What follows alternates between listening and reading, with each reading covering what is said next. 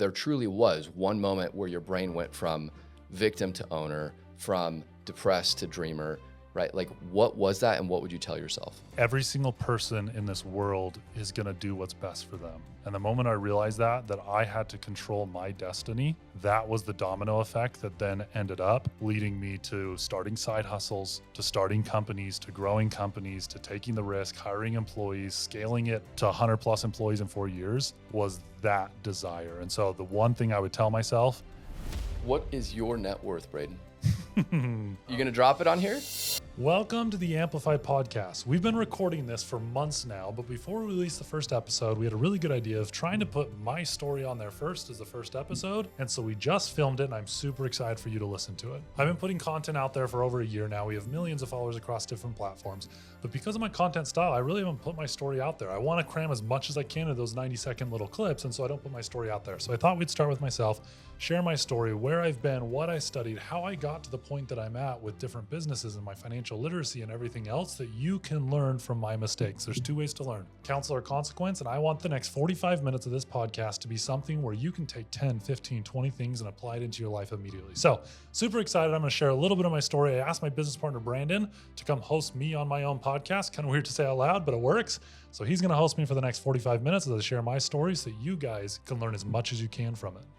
All right, what's up, everybody? Welcome to today's special podcast episode. My name is Brandon, and I'm actually super excited to be here because for the first time ever, we get to deep dive into the Braiden Shaw, also known as braiden.fulcrum, the man behind the mystery. You've grown a very impressive following in the last couple years. I think when I started interacting with you in business, you had like 11,000 followers. Today, over 1.1 million.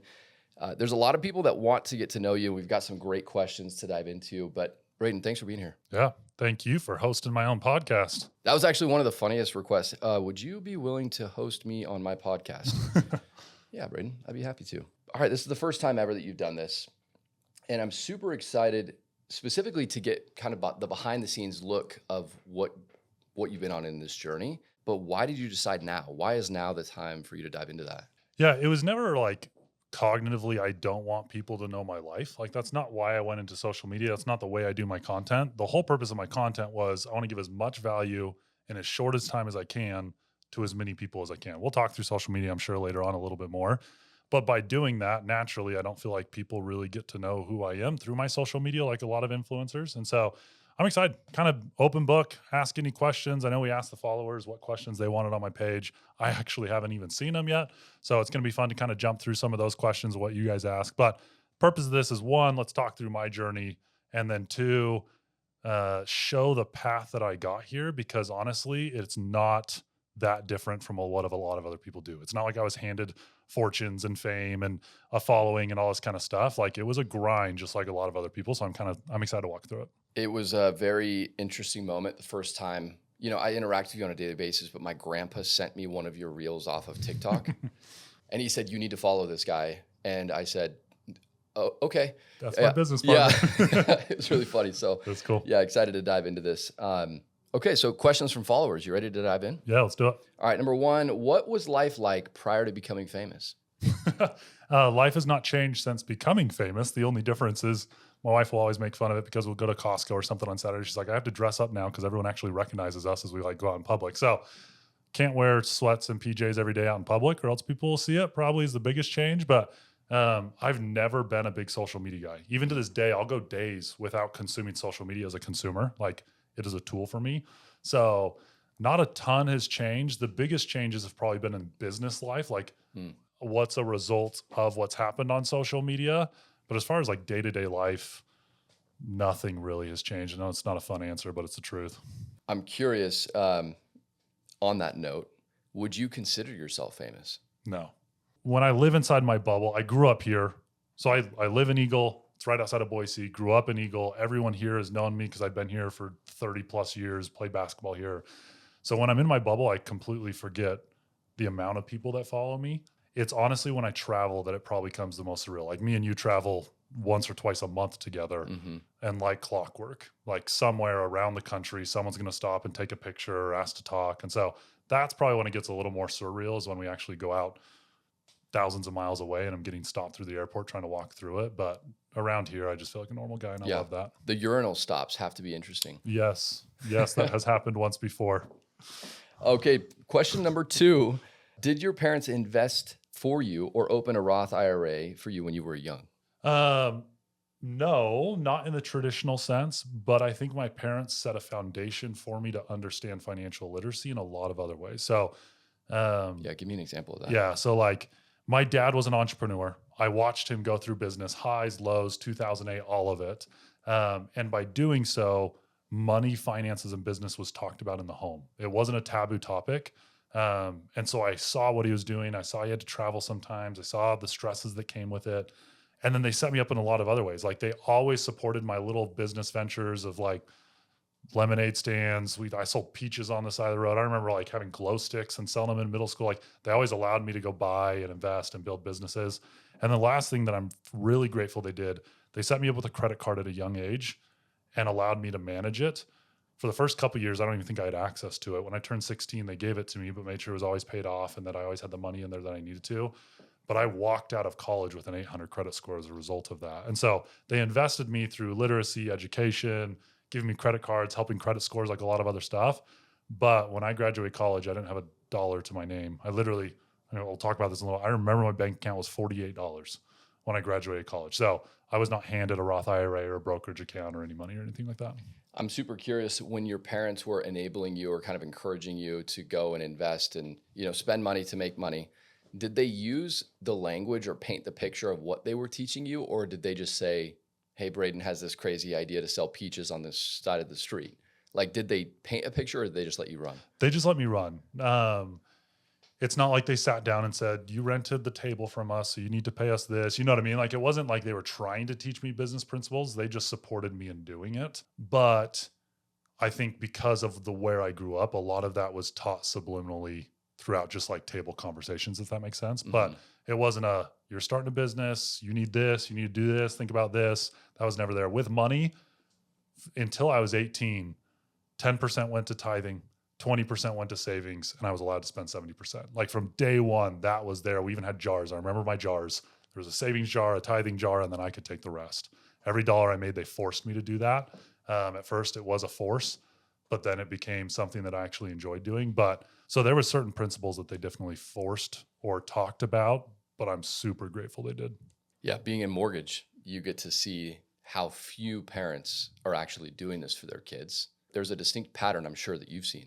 Yeah. I mean, I feel like on my page, sometimes it can be depressing when you listen to all this financial advice, HSAs, 401ks, how to do it, like everything. And sometimes you have to take a step back, and we see it in the mortgage world all the time. Like I think the stat is like 73% of Americans can't go one paycheck without going into debt. The average retirement amount at retirement inside their accounts is $180,000. They're never going to live on that. Like, that's wild. The average age of a first-time home buyer is 35 years old last year. Like when you really start looking, sometimes we can get on social media and start comparing ourselves to this unrealistic standard that's just not true. And we get to see it as we're pulling credit reports, looking at applications and everything, that is just not taught. It takes people 10, 20 years into their adult life to finally grasp what they need to do. And it's at 35, 40 that people start getting their financial stuff in order. I want to come back to that, so don't let me forget. Okay. Question number 3, what is the best budgeting app, in your opinion? Was Mint, and then Mint got rid of it. I honestly don't have an app that I love right now. I used Mint. Once Mint went away, I actually went to a spreadsheet because I couldn't find one that I actually liked. I am in the process of coding one. So funny enough, there will probably be an app release in the next 6 months. Track net worth, do budgeting, have a bunch of calculators in there, financial net worth, all that kind of stuff. So I'll probably release my own app here. I know I'm going to release my own app in probably the next 6 months. But currently, I just use a spreadsheet. What does that spreadsheet look like? I give it away for free. It's inside. So I have a school community that's for free that can just do it. But really, it's just fixed. So I operate on a 50, 30, 20 budget is what I say most people do. 50% goes to needs, 30% wants, 20% investing. And so my spreadsheet breaks that apart. So I have all my needs, I have all my wants, and then I have where I'm putting my investments. And you just fill down the line, and it kind of totals all of it up. That's super solid. On the note of investing. Yeah. Right now, if I was a first-time home buyer, should I buy a house right now or should I wait? Because interest rates are falling and it might be cheaper later. Yeah. It's a hard blanket answer. As a mortgage loan officer, I get this question every single day. My general rule of thumb is buy as soon as you can when it makes financial sense, but don't put yourself in a financially terrible situation where you're house poor. Like, be smart about it. But statistically, you look at home prices and they're one direction they go. There may be ups and downs in between years, but over a 20-year period, I can guarantee I can show you where the price of your home is going to be, and it's going to be up. And so I would buy right now. You can always refinance into lower rates, but this sets basically the price that you get in your monthly payment today is the highest it will ever be. Like, it can only go down through refinancing. Your interest rate's never going to get worse from here unless you get a variable rate, but we don't do a lot of those. And so if you can financially afford it, I would buy today and refinance later if the opportunity comes. You said if it makes financial sense, or if it or when it makes financial sense, buy. Define that. Yeah, it's different for everyone, but in a nutshell, I think you need to be not completely out of consumer debt, but you need to have your head above water where you can make payments. You need to be able to keep your mortgage payment around 30 to 35% of your gross income. And then what I would do is I would actually live that way for 3 to 6 months and make sure you can do it. So if you're thinking about buying a home, you're a first-time home buyer, you're renting, and it's $1,500 a month, but you know your mortgage is going to be $2,000 a month. Pretend like you're paying $2,000 a month for 3 to 6 months. See if you can do it. Stack that extra money aside. You can use it to buy furniture later, but practice it for a couple months. Make sure you can do it. What you don't want to do is make a rash decision, jump into something where your mortgage is 40 to 50% of your income, and it makes you house poor and kills you. So just make sure that you're smart about it. Use percentage-based budgeting, and you'll be fine. That's a great answer. Thank you. Number 5, what avenue makes you the most money? This is always changing, especially as my scope of business changes. So mortgage is 40 hours a week for me. It's where I put all my time, and it makes me the most money.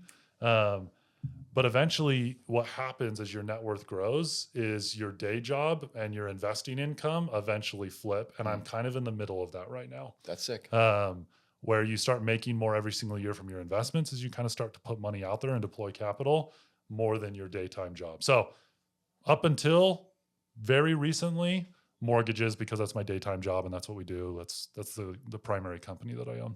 When it comes down to that flip, that transition where your invested assets start to yield you greater returns, is that the moment that you can say, I'm going to slow down in my day job or not go as hard? Like, walk me through that mindset for the average individual. Yeah. Everyone's going to be, I just cheated and looked at one of the questions. One of the questions coming up is, what's my retirement number? Yeah. Everyone's going to have a different version of what their perfect life looks like. And I think that's completely fine. I think in society, we value certain things and we value a lot of wealth. I don't think society should reward singular greatness. And so you need to figure out, what does your retirement look like? It doesn't have to be all this money. For me though, my career, my job, social media, everything, it's more about winning than the actual dollar that comes from it. My wife will ask me all the time, like, what's our number? Like, you talk about your retirement number on social media, what's our number? And we'll chuck numbers out there and have fun with it. But even if you gave me that number today, I wouldn't not show up to work tomorrow. Like, I enjoy what I do. I enjoy building companies. I enjoy employing people and helping them achieve their desired futures. Like, I really do enjoy doing this. And so for me, what is my retirement number? It's not really a number as much as it is a quest to go accomplish what I want to accomplish in life. I don't know if I'll ever retire. And so your question is that at the moment where you can take your foot off the pedal? For some, it is. Like, for some, their goal is to get to a specific point financially where they can step back. For others, it's not. I'm kind of in that latter camp where you can hand me $1 billion and I'd still show up to work tomorrow in my same car, doing my same thing, grinding the way I like. Like, this Same is car? fun. I'm in my dream car right now. So yeah. Ooh, what are you driving? A Ford Raptor. All right. I like it. On that note of retirement, average American, how much do they need to retire? This is so hard. The 4% rule is probably the most common rule used out there, where whatever your portfolio is, you can live on 4% of that a year. So you have $1 million, you can pull out $40,000 a year for the rest of your life and never run out of money. So the way you kind of back into that is figure out, you have Social Security. Most people are going to take between $2,500 and $3,500 to $3,000 a month from Social Security. So add that in there. Any pensions or annuities you have, add that in there, and then take 4% of your portfolio, and that crafts it. So you want $100,000, you'll probably get $25,000 from Social Security. You need $75,000. which tells me you're going to need about $1 to $1.5 million in retirement. So you can kind of back into that number, but I can't give a blanket answer for everyone. Some people it's $1 million, some people it's 10 million. Like completely depends. Man, I feel like we could do a whole episode just on this particular topic. But I'm curious if you don't mind me going one deeper on this one. A lot of times people don't start investing until in their brain a switch flips. How do you help somebody right out of the gate start to like, what is the one habit financially that they can start day one out of college just to start to exercise that muscle?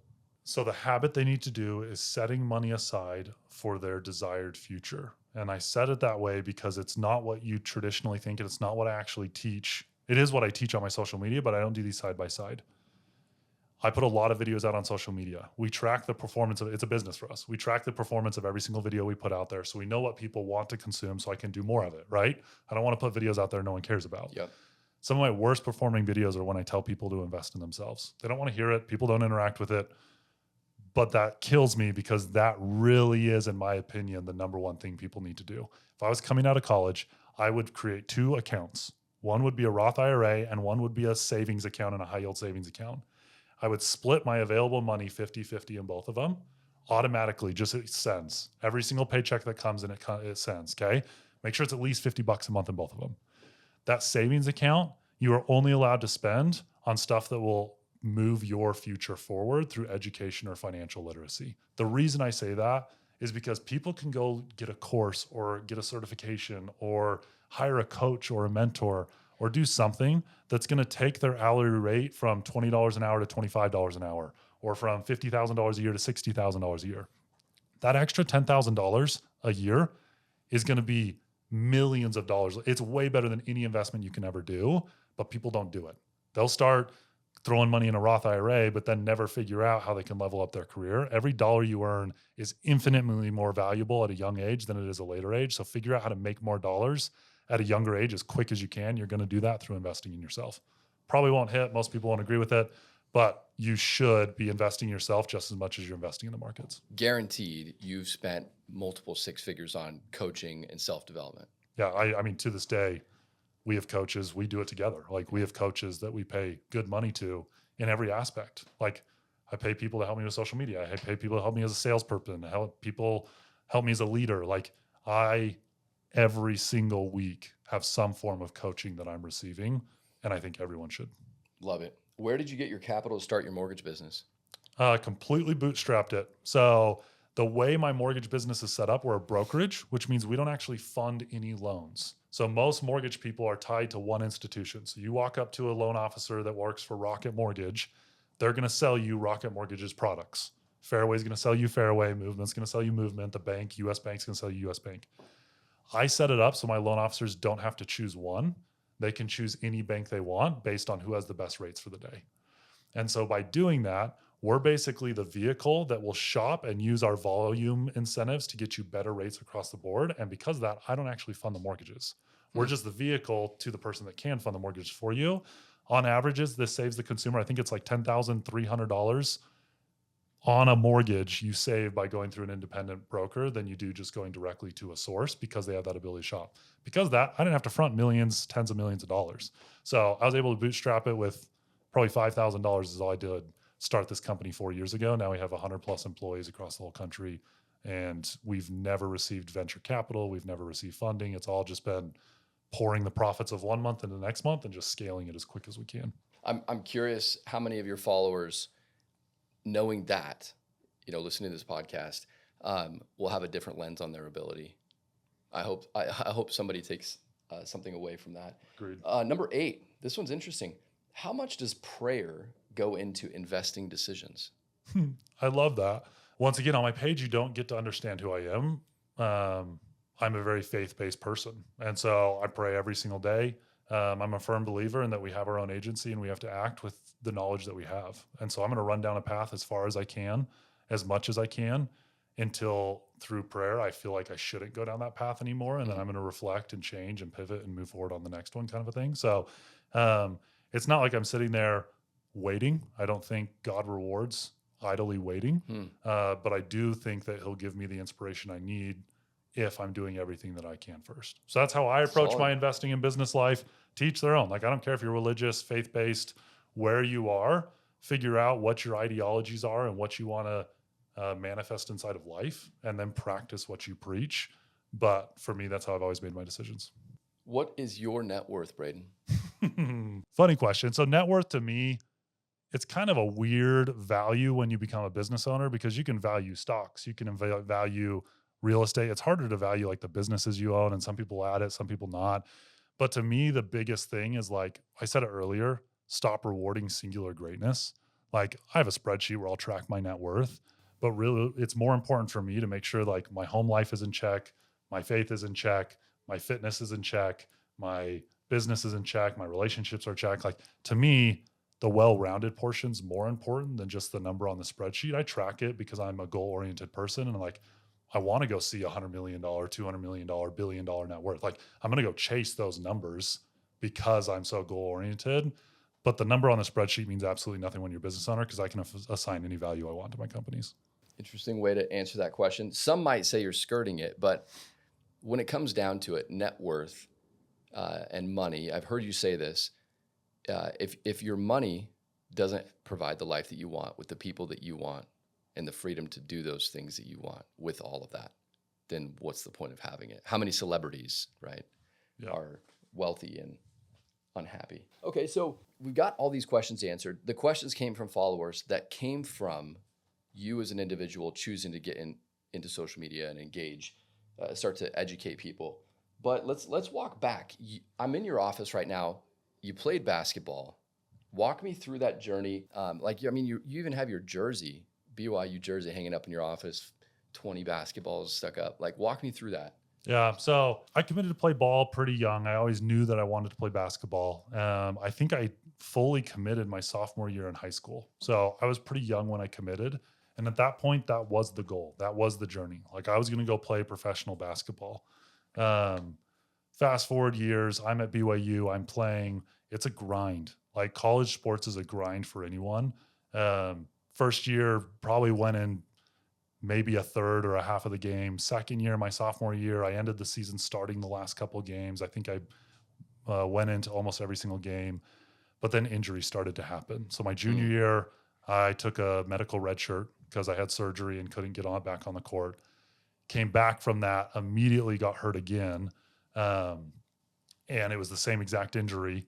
So talking with doctors, they basically, like, I had metal, cadavers, surgeries, everything. And they basically said, like, it's never going to heal the way you want to heal. And so BYU was amazing. They kept me on scholarship all 4 years. They were awesome to work with.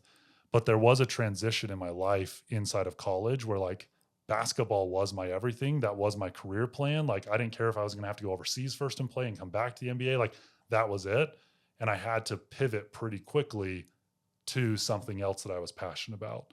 So it was an interesting kind of transition that happened. And I feel like a lot of people, and I don't care if it's sports, I don't care if it's music, I don't care what it is, people are going to go through these, like, defining moments, if you would, these identity crises or whatever it is, where you identify yourself one way and then you're going to have to challenge it. And those are the times of biggest growth.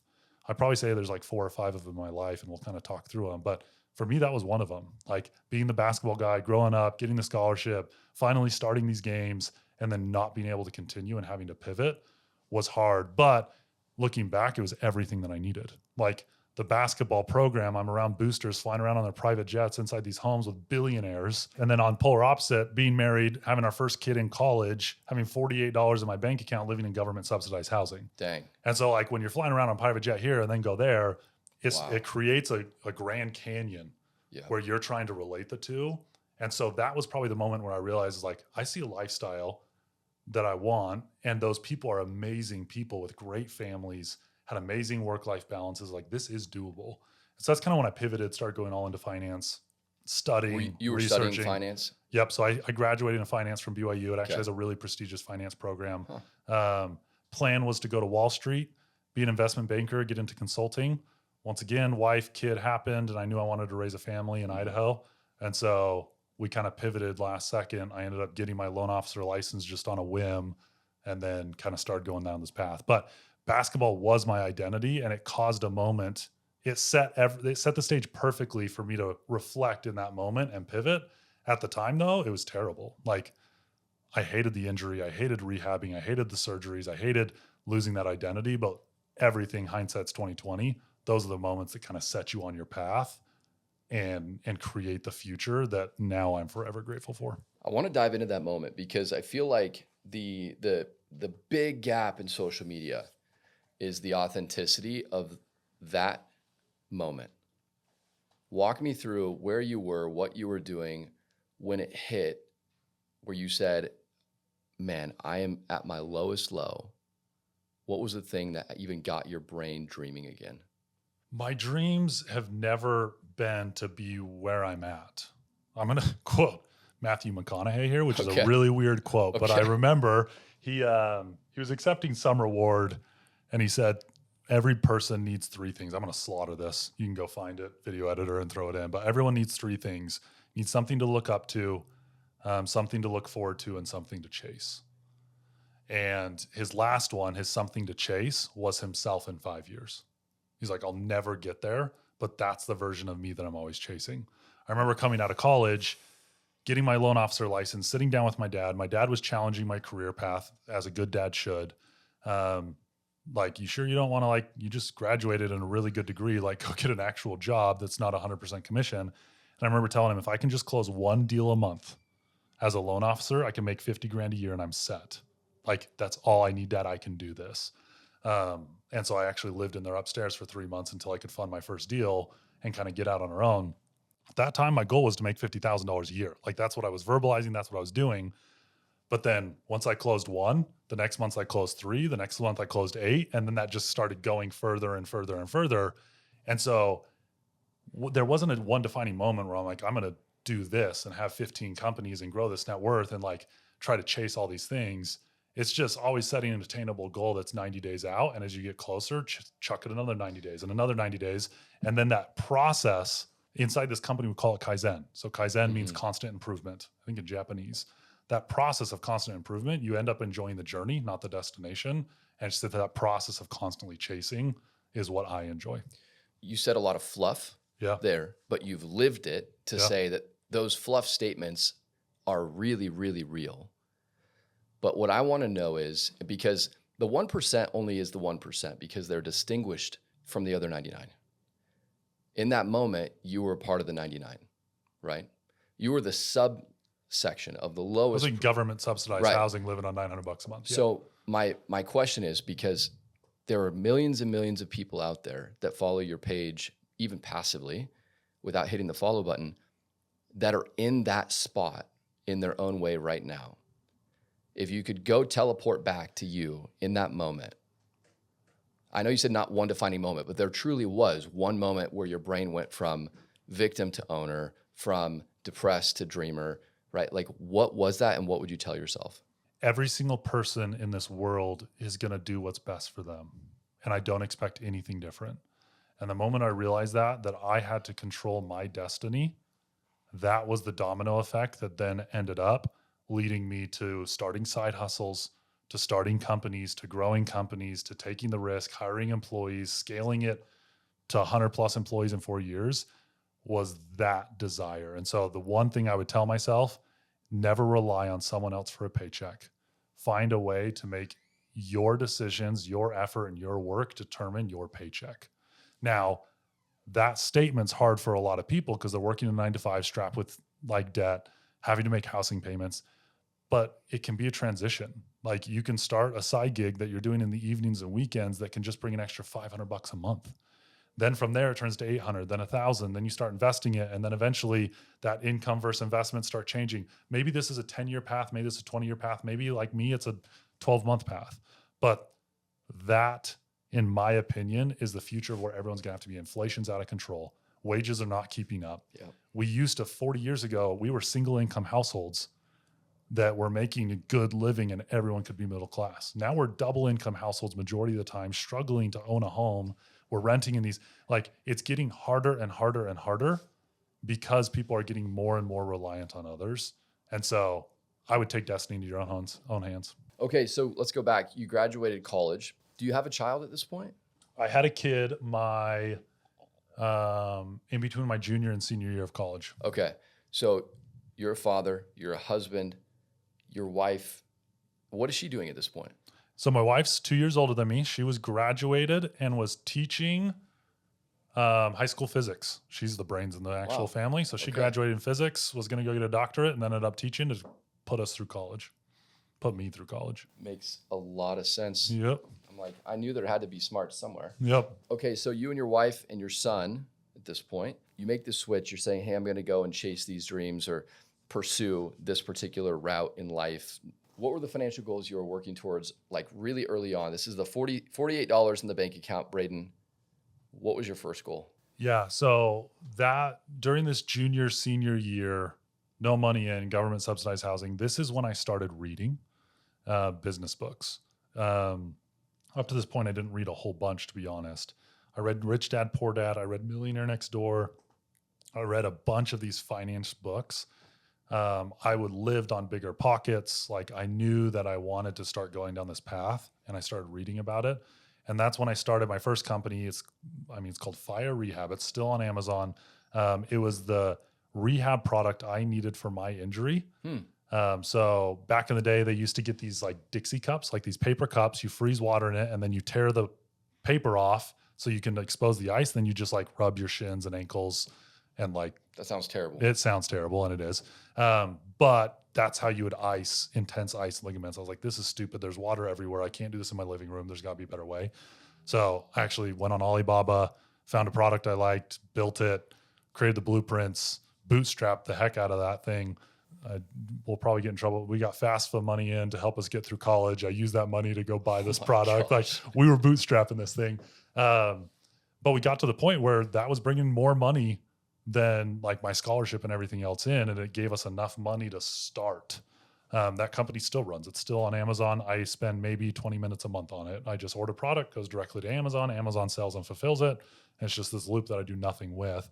But that was the first time I was like, start a business, see it through, automate it so it doesn't take my time, and try to scale it. That was all kind of my senior year. And then that was the start of I would say that was probably the start of my entrepreneurial journey. I never held a job. That was a bunch of questions in here. Like, what was your first job? What'd you do here? I've never actually held a job. I guess right out of college, I was a loan officer for another company for about a month before I started like creating Fulcrum. But that was in college. I realized pretty young that I wanted to be an entrepreneur. Okay. What would you say are two common challenges that you find early entrepreneurs make? Right. So you've seen this in multiple businesses. Like, what's the common theme of challenges that you hit along the way? Who, not how. It's a title of a book, but it's also my piece of advice. Every entrepreneur believes they are the best person to solve every single problem. And while that could technically be true, you can't spread yourself that thin.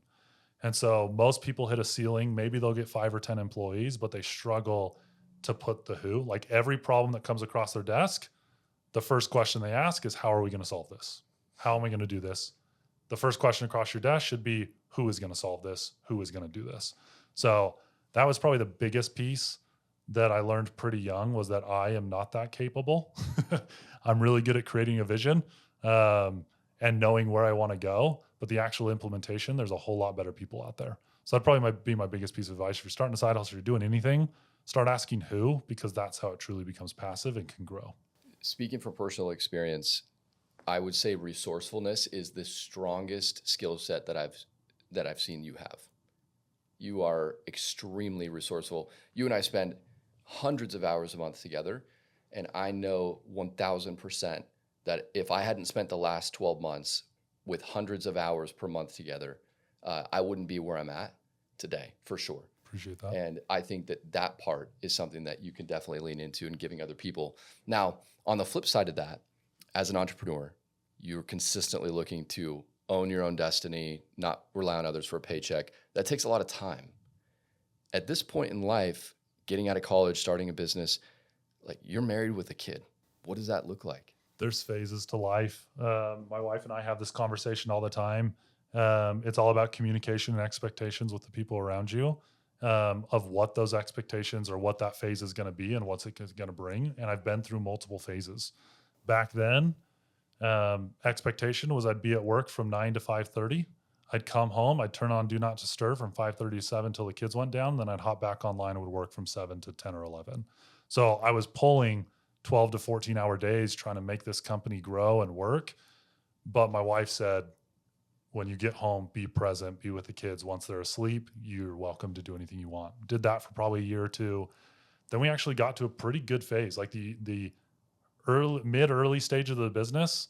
COVID was happening, rates were down, loans were coming in, we were starting to grow. Like I went to probably an 8 or 9 hour day. Dang. Did that for probably 12 months. And then the last 12 to 18 months has been another whirlwind where I can keep it to 40, 50 hours a week, but it's more travel. And that's the expectation I'm setting with my wife now. Like once a week, every other week, I'm going to be somewhere. I'm going to try to keep it on weekdays. I'm going to try to reserve the weekends for family. Like we talk through it, but there's going to be phases. Entrepreneurship's not easy. People always say I do it for freedom. That's a joke. You're not like maybe freedom in 20 or 30 years, but it allows me to control the time, effort, places, whatever it is, and set my non-negotiables. And that's the freedom I want. I don't want freedom from working 40 hours. Like I'm happy to work that much. I want the freedom to say, my son has a football tournament on Thursday. It's completely gone. Now I'm going to work all day Saturday and all evening to do that, but I have that kind of freedom. So that was the balance of like work-life balance. It's changed through different phases. And I think it will for everyone. You just have to communicate that openly, have a good relationship with wife, kids, everything, so that they know what to expect and get out of you. But then on the flip side, there's a lot of entrepreneurs that look at the opportunities I have and say I'm squandering it because family's always going to come first. Like if my wife calls me and says, I need you home this weekend, I'm not going to go on that work. Like I will always put family first. We've built the company that way. And some people laugh at that. Like some people will say, why aren't you pulling 100 hours a week? You have so much opportunity. You're not taking advantage of it. But it all comes down to priorities and expectations. I'm going to work my butt off when I'm at work. But ultimately, the reason I'm at work is for my family. I saw a video, social media. It was some dramatized video. I'm sure it wasn't even real. But couple was getting a divorce. They're in like the attorney's office. They're arguing or whatever. And wife says something flippantly, like, you were never there for us. He was like, I was working to give you guys the life you wanted. Yeah. Wife bit back and said, I never asked you for that life. I saw that video. I'm sure it was in a movie or something. I don't even know what it was apart. I've always thought of that video. What is my wife actually asking for? What do I want? How do we marry the two? And then set expectations properly, because a 100-hour work week where we end up divorced in 10 years is not an option. Yeah. And so family first, work second, set expectations, and you can get through any phase. And what does your family picture look like right now? Yeah. So wife, first kid's Talmadge, he's 5. Have another boy named Beckham, he's 2. And then we're actually expecting right now. So we're having another kid. Yeah, February 1st. We have a baby girl. Charlotte is going to be her name. Oh, beautiful. So she's coming here in about 4 months. We'll be a family of 5. That's awesome. Congrats, man. Thanks. That's really good. Good for you for putting the rhythms of life in place to be able to grow a family and still be a great dad, great friend, great business partner. Unicorn is I think that's what you're called, Braiden, is a unicorn. That's really good. Okay, so back to the social media thing, why this podcast is even going to get the views that it is. Why did you even start building your brand online? What were you hoping to accomplish back in that early stage? Because I'm sure it's evolved. Yeah. So I hated social media. I think I posted maybe once or twice the 12 months prior to actually posting my first video. But I knew that there was a void out there that I wanted to fill. And I knew that businesses were going to be created around influence, which has been different than the way it's been for the last 500 years. Like, we are going through a change right now in how businesses are created. We used to create businesses, then formulate a marketing plan, and that marketing plan is how we'd get it out to the masses. Now, we actually find the marketing plan and then create the business and figure out how to propel the business forward. You look at every major creator, that's what they're doing. Ryan Reynolds, has a bunch of different companies. The Rock, Conor McGregor, the Jenners, like every single one of them, Mr. Beast.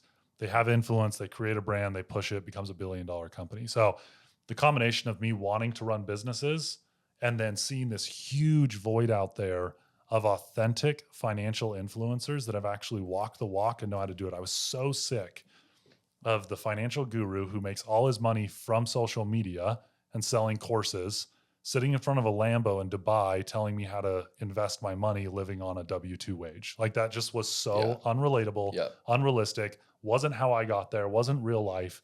And so that was my goal. Get this out to the masses, show them that an everyday person that graduated with nothing in government subsidized housing can build, funny looking, funny looking 6'9" freak can build, create businesses, create wealth, and do it in an authentic way and get that out there. That was kind of the mission to begin with. And then the long-term mission is take that same messaging. Right now, I think the average age of my followers is between like 40 and 50 years old. I want that to shift down. Like in a perfect world, 2 years from now, I actually want this to be taught in schools and to help like a charity teach high schoolers how to do a lot of this stuff, because we need financial literacy inside this country. We can't have this debt crisis go on. We can't have student loans out there. Like the path we're on as a country right now is not sustainable. It's honestly pretty scary. And I want to use my influence to try to help fix that. I know that's like very grandeur and like pretty outlandish, but any way that I can do that is a win in my book. I've heard this story, not directly from you. What I have heard you say is, my wife is kind of is my backstop, right? You're a visionary, you're a big picture guy. She keeps you grounded. She's a physicist, was going to get her PhD. I heard that there was a time where your wife asked you, how many of these videos do we actually implement in practice? So I'm curious, Braiden, like how many? Yeah. I posted a video about 529 accounts. Okay. It popped off. I think it's pinned on my page. It popped off for like 5-6 million views. I got home that night and she asked me that exact question because she knew we didn't have a 529 account for our kids. So she was like, how many of these do we actually do? So we went through my page and actually flipped through the last like 30 to 50 videos. And we were probably 90 to 95%. The hard thing with my social media is I'm only allowed 90 seconds to create a video that applies to most people. I stand by everything I put on there. I do a lot of research. I really do believe in it, but most people's different. Like my kid's financial future is going to look different than a lot of other people's kids and vice versa. Like there's no right or wrong way for this. So 529, I actually don't have custodial Roth IRAs. I don't have 529 plans. I don't have any account for my kids set up, which is not optimal. It's not the best, but with where our investments are and where my businesses are, like I know I have a pretty good idea of what their financial future is going to look like, and they won't hopefully need that that way. And so financial literacy has to have a tailored approach. So to answer your question, probably 90 to 95% of it, but it's the other 5 everyone should be able to say that. Like you should look through my page and say, I disagree with that 10%. That's not for me. And that's healthy. That's good. That's how it should be. Yeah. You're not one averse to conflict and for people poking holes in things. No, yeah. I mean, Mark Cuban was literally on my page commenting, dude, I saw going at me last nuts. week. Yeah, it seemed a little politically charged. Yeah, it was a little politically charged. He may have gotten a little paycheck from a campaign to make that happen, but my page has never been political. Like the purpose of that post was not to be political or support either way. It's to look at economic principles, but I don't shy away from it. You got to have a thick skin to post on social media. I laugh all the time. People are cracking jokes at how I look, how I sound, what I say, and I just think it's funny. So funny fact, my younger brother played against you in high school basketball. Really? And he didn't connect the dots. I didn't even know this. Yeah, he didn't connect the dots. And I was chatting with him about a month ago, and he said, hey, question for you. Did Braiden grow up around here? And I said, yeah, I think he went to Eagle High. He's like, no way. That's Shaw. He was the guy everybody was talking about in high school as like the guy. He said he dunked on me multiple times, and now I'll never meet him. So that's too funny. Yeah, so you've got some fans. But all right, so we're reaching a point to where in the podcast, you do this with every single one of your guests. Yep. You rapid fire a couple questions off. I think it's like 7. Mm-hmm. We're going to do that here. Are you ready? Yeah, let's do it. All right. Number 1, what are the top 3 pieces of advice you would offer someone starting their own business today? First piece of advice is you can bootstrap anything. I've started a huge company that's going to fund over $1 billion in mortgages with maybe $2,000 or $3,000. Don't be afraid or think you have to do this grand business plan. Just start working and then start putting people in seats. Like eventually it will happen. So start is the number 1 most common one. Always ask who, not how. Figure out how to automate as many processes as you can and put people in places for them to succeed. And then the last piece of advice that I would probably give is forward think, not what has been done, but what I think will happen. Businesses are in a pivotal time right now, more so than almost any other time. The only other time that I would say this happened was in the 90s and early 2000s with the internet. Mm-hmm. The culmination of influence, social media, AI, and COVID, work from home, is creating opportunities unlike any time before. And it's creating massive opportunities for people that can think ahead of where stuff is going to go. So I would challenge every single business out there, try to figure out in 5 years, this is the perfect business plan that will be, and then start building that. Love that. Number two, if you were to start from scratch with $5,000, how would you approach building a business today? Majority of that $5,000 would go towards educating myself in whatever business it was going to be. So like right now, if I was to do it, I would probably do AI consulting for small businesses. Every small business owner knows that AI can change their business and make it more profitable. They just have no idea how to do it. So I would educate like crazy for the next 3 to 6 months, figure out every AI application, how it plugs into businesses, tags into CRMs, tags into finances, figure out my like tailored 10, 15 pieces of AI, and then walk into businesses and say, I can save you this. It costs you this. Let's go. Every small business would do it. And that $5,000 would just go towards educating me. What's one piece of advice you'd give someone looking to invest in your industry for the first time? My industry is a little bit hard because I'm in so many industries. We got mortgage, private equity, syndication, marketing. Like we have so many different businesses now that a little bit hard. But piece of advice for investing in my parent company, like all of those in as an umbrella, is stop going after the 6 to 10% return that you've been taught through 401ks and IRAs and the stock market. Go find a way to make 12, 15, 20%. The difference between that, if you invest, I'm going to slaughter this. I think it's $100 a month starting at 20 and you get a 8% return, or $100 a month starting at 20 and you get a 18% return. The difference at retirement is 1.8 million and like $10 million. Those little percentage points in returns are massive. So find returns that beat the stock market. It is 100% doable. You can get 12, 15, 20% returns and figure out how to do those in a diversified way that's safe, because that will completely transform your retirement. It's counterintuitive. It is. Like you are taught to invest a certain way, and everyone should. That's your foundation. That's your base. That's going to be your safety net. But after you build that safety net of a little IRA or a little 401k and some high yield savings account, go figure out how to chase higher returns. What was your worst investment and what did you learn from it? Ooh, worst investment. Got to be in the crypto space. I got into cryptocurrency in like 2015, I think. And in college, I would day trade. Like I'd sit in my finance classes in the back row and just day trade all these meme coins. Like I was day trading Ripple and Tron and GVT and Doge and all these just meme coins, just having fun. And there was a couple times CRO, like I think I probably put $75,000 into a coin called CRO when it was at like 70 cents and it dropped down to like 6 cents and I pulled out. So I lost a pretty penny. But there's been times where I've lost 80, 90% of my wealth in a single coin chasing trends. And that would be the lesson. There's no bad investment because of the lessons you learn and it fixes the next time.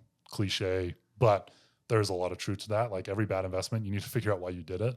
I was chasing trends and chasing what was popular, and that's not how you should invest. Tried and true ways that you can actually influence and predict results, not because you hope that Mark Cuban's going to jump on and promote Doge again or Elon Musk. That's a recipe for disaster. All right. So flip side of that, what's the best investment you've ever made? I'm going to give you two. The cheesy one's going to be myself. We've talked about that enough. Don't need to do that one again. Bitcoin was a really good one because I got in so early, but I'm going to say some real estate deals where you can predict valuation inside of real estate. When you go into the commercial world, it's not based on appraisals or comps. Like you don't have one man say your home is worth 500,000. In the commercial world, whatever you can make your profit on the building, that directly dictates the value. So if you buy a 100-unit apartment complex and it's making $1 million, it's probably going to be a $20 million apartment complex. If you can take that from $1 million to 1.5 million, it's now a $30 million complex. You just created $10 million. Got it. That's really not that hard to do when you really start like thinking about it, like giving utilities back to the renters, like figuring out how to charge for parking if they want it. Like little pieces go directly to the bottom line. You can create a lot of wealth really, really quickly. And those have been some of my best investments, are finding those opportunities and capitalizing on them. That's solid. What industry are you most excited about outside of your core business? The industry I'm probably most excited about, I'm going to give you two. First one's AI. I already told you if I was to start a business, that's probably what I do. I think AI, we don't know how it's going to change industries, but we know it's going to change industries. Oh, yeah. That sentence means there's a whole lot of money that can be made because no one knows what it means yet. You go be the one that can find out what that means for a business and you make a lot of money. So AI I think there's massive opportunities. The other one are home service-based businesses. Technology, AI, marketing, influence, everything we've talked about today has directly impacted probably 90% of the US economy. I think the 10% it hasn't impacted yet are service-based businesses. Roofing, gutters, garage doors, plumbing, electrical, like those businesses are ripe for disruption. And it just so happens that the majority of the workforce are boomers that are getting ready and approaching retirement and are ready to pass those businesses on to someone. So if you can grab an established business that's making money and then put your flair on it through marketing, through automation, through tech, I think there's massive opportunity there. And that one's not expensive either. You can usually get a seller to finance a deal for you. You don't have to put that much money out there. You just work for equity, basically. Like I've done podcasts, I've done posts, you can find this concept, but seller carry a service-based business, jump in it and start making money is probably the quickest way to $250,000 a year that anyone can have. So looking back, is there anything you would have done differently?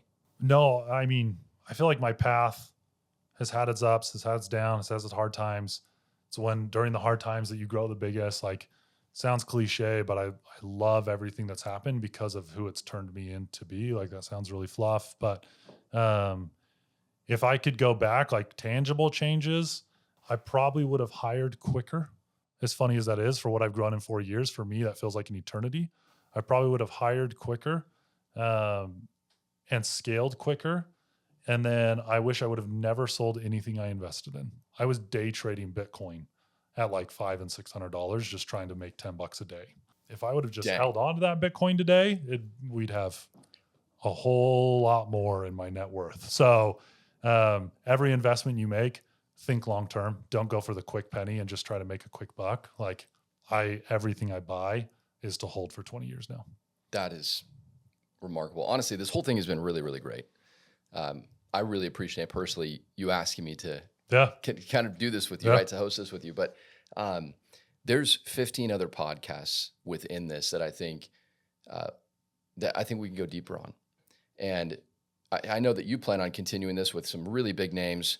But what I'm interested in is getting to know a few key pieces, the ingredients behind some of the thoughts that you curated and the actions you took from them. So I look forward to having those conversations at some point. But when it comes down to it, thank you. Yeah, no, thank you. It's weird being on the other side of the seat. I host podcasts all day. We're going to release them pretty soon, but I appreciate you jumping in, hosting me on my own podcast and doing it. Hey, last question, just for those that are still here.